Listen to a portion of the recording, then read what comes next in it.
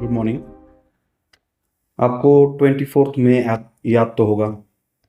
उस दिन आपका 26 का प्रीलिम्स हुआ। क्या आपको याद है? Do you remember how you felt on that day? You must have felt betrayed, exhausted and angry. It's okay, I understand your feeling, but you should also remember the what coaching industry, mass coaching industry, most of the YouTube teachers and the large scale so-called Delhi coaching classes told you or did on that day. They came on YouTube and उनका सिर्फ एक ही reaction था। They blamed everything on UPC. I understand. I sympathize with aspirants that paper was difficult, paper was unfair, paper में guess work काम किया, वो सब ठीक है। लेकिन कोचिंग इंडस्ट्री ने, जिन्होंने आपको एक सपना बेचा था 1 साल पहले, आपको लगा होगा जब पिछले साल आपने उनके कोचिंग इंडस्ट्री में, कोचिंग क्लास में, क्लास भी नहीं बोलता मैं उसको, इंडस्ट्री ही बोलता हूँ, क्योंकि उन्होंने आपको एक सपना बेचा। आपसे उन्होंने एक डील की थी कि आप उन्हें इतने इतने पैसे दीजिए और आपको वो 1 साल में आईएएस बनाने वाले थे। याद रखिए, जिस दिन आपने वो पेमेंट किया था, जिस दिन आपने वो एडमिशन लिया था, तब आपको आपके अंदर से आवाज आई होगी कि इस बार तो हो ही जाएगा, राइट? एंड देन रिमेंबर 26 की प्रीलिम्स का रिजल्ट जो अभी आया है, उस दिन क्या हुआ, राइट? उस दिन उन्होंने सारा का सारा ब्लेम यूपीसी पे डाल दिया और 10 दिन आपके साथ रोए और उसके बाद उन्होंने अपना खुद का कोर्स लॉन्च किया और रिजल्ट आने के पहले ही किसी किसी ने तो पीआईबी का कोर्स भी लॉन्च कर दिया।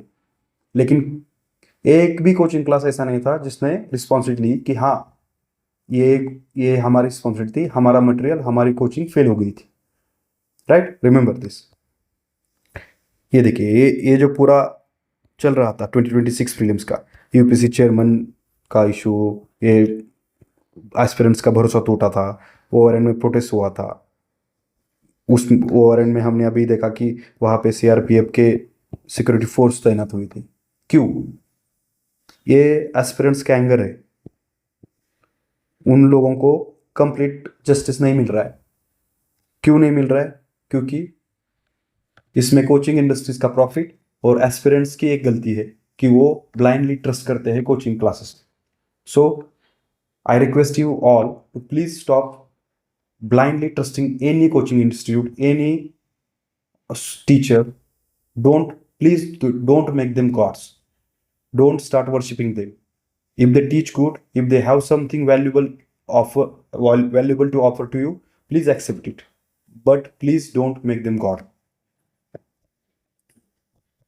Okay, but who I am to criticize coaching industry and why I'm doing it? Let's first establish my credibility. This is my name, and this is my 2021 prelims mark sheet. In 2021 prelim mark sheet, I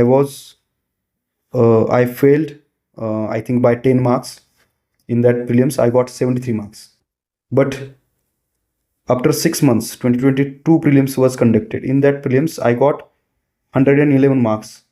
I qualified both civil service and forest. And what was the gap between these two prelims? Just 6 months. This 2021 prelims was conducted in October, and 2022 prelims was conducted in June 2022. What happened? I will tell you. Just be with me for 1 minute. In 2023 prelims, supposedly the toughest prelims of 2020 of UPC history, I will say. The cutoff was 75 at that year, right? I scored 94. Again, in that year also, I cleared forest and civil both. In 2024, I failed. I know you will say, how, if you have cleared the system, if you have hacked the prelims, then how did you fail? But there was something different happening with my personal life. That's why I failed in 2024. Come to 2025. Again, I qualified both civil services and forest. So in my 5 attempts, I have qualified prelims for 3 times, and out in all those 3 attempts, I have qualified for both forest and civil services. Okay, this is my, just to establish my credibility, saying कि just because I have cleared prelims, you should listen to me blindly. I'm not trying to boast here.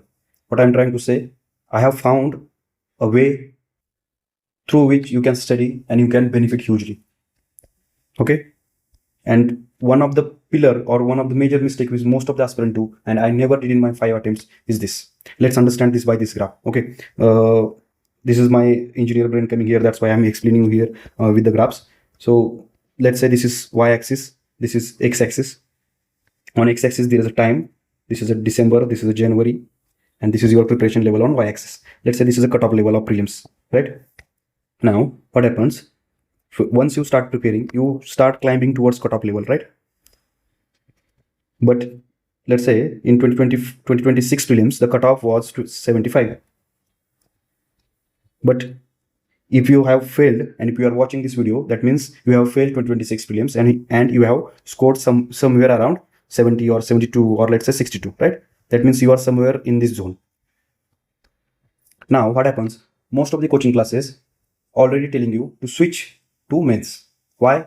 Because they have their mains module going on for the people who have cleared prelims this time, right? So they don't have to put any extra efforts to create any other module. So basically what they are trying to do, leave the prelims ahead. What we are teaching now, mains. Come and join us. They are basically trying to sell what they have in store, not what you need. What you need right now, that's what I'm telling. If you are here, this is a slope. If you, अगर आपने यहाँ से आपका study continue नहीं रखा तो क्या होगा, इस स्लोप से आप नीचे आते जाओगे. यहाँ पे कोई स्टेप नहीं है जहाँ पे आप यहाँ पे ही रुकोगे.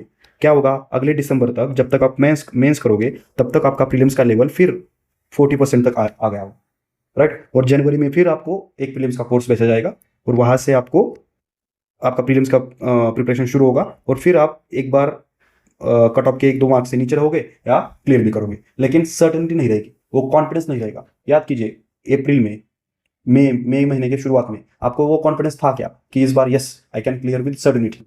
वो कॉन्फिडेंस बहुत मैटर करता है. किसी भी वेटरन्स एस्पिरेंट को जाके पूछिए जिन्होंने 2 मेंस दिए, 3 मेंस दिए, इंटरव्यू दिए, कि भाई वो कैसे हर बार उनको प्रीलिम्स कैसे निकलता है, उनको प्रीलिम्स का इतना टेंशन क्यों नहीं रहता. आपको भी पता होगा, ऐसे भी वेटरन्स रहते हैं जो कि प्रीलिम्स के जस्ट 1 मंथ बैक उनका इंटरव्यू होता है, वहाँ पे वो फेल भी हो जाते हैं, तो भी वो ट्रॉमा से उबर कर वो फिर प्रीलिम्स क्रैक करते हैं with in 1 month, right? So how do they do that? That is what I am trying to explain. Because their preparation level is not at this slope from where they can slide down. Their preparation level is at this plateau. They have achieved certain skills and certain amount of knowledge from जो उनको इस प्लेटो पे लाके उन्होंने खुद को रखा है. अगर उन्होंने 2 महीने, 3 महीने या 1 आध महीना भी स्टडी किया तो वो वहां से नीचे नहीं आ रहे, वो वहां पे ही है. तो उनको ऑलरेडी वो कट ऑफ के ऊपर है, तो वो नीचे आएंगे नहीं. तो आपको भी अगर प्रीलिम्स अगली बार श्योर शॉट क्लियर करना है तो आपको आपका प्रीलिम्स का प्रिपरेशन लेवल वो उस प्लेटो पे लेके जाना. तो उसके लिए क्या करना पड़ेगा? उसके लिए आपको प्रीलिम्स का प्रिपरेशन अभी भी शुरू रखना पड़ेगा, ना कि जो कोचिंग इंडस्ट्री आपको बुला रही है कि भाई आओ मेंस का प्रिपरेशन करो. क्यों बुला रही है मैंने आपको बताया, क्योंकि उनका ऑलरेडी मेंस का प्रोग्राम चालू है. उनको वहाँ पे सिर्फ ऑनलाइन 2 बच्चे आएंगे तो उनको ऑनलाइन कुछ नया करना नहीं है, वही वीडियोस आपको चिपकानी है, वही टेस्ट सीरीज आपको चिपकानी है. आ जाओ, पैसे दो, 30,000 रुपये हो गया. देखिए, लेकिन मैं ये भी नहीं बोल रहा हूँ कि आपको अभी इसी जून महीने से आपको प्रीलिम्स 100% करना है और सीसेट भी 100% करना है. वो भी राइट या वॉइस डिसीजन नहीं रहेगा, लेट्स से. तो आपको करना क्या है? आपको एक इंटीग्रेटेड अप्रोच रखना है. अभी जो आपने यूपीएससी का प्रीलिम्स का प्रिपरेशन किया है, आप खुद से पूछिए कि इन मंथ ऑफ अप्रैल या मंथ ऑफ मई आपको प्रीलिम्स का पूरा सिलेबस रिवीजन करने में कितने दिन गए थे? हार्डली मैक्सिमम 1 मंथ गए थे.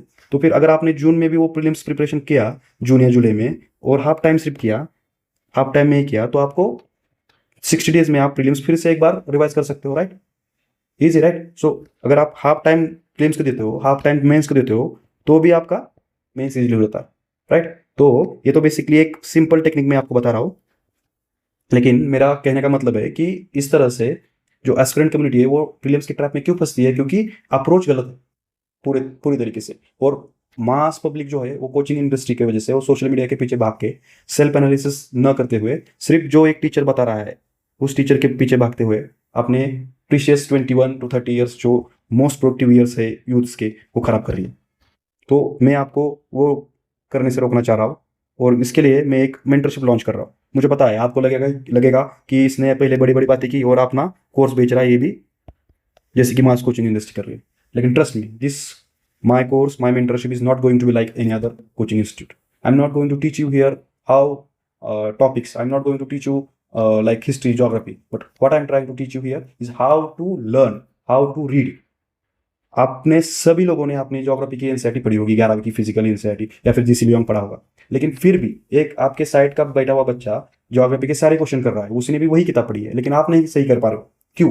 क्योंकि आपका रीडिंग मेथड सही नहीं है। आप जो बिटवीन द लाइन रीड करना करते हैं वो नहीं कर पा रहे हो, आप स्पेस रिपीटेशन नहीं कर पा रहे हो, आप वो रिटेंशन नहीं कर पा रहे हो।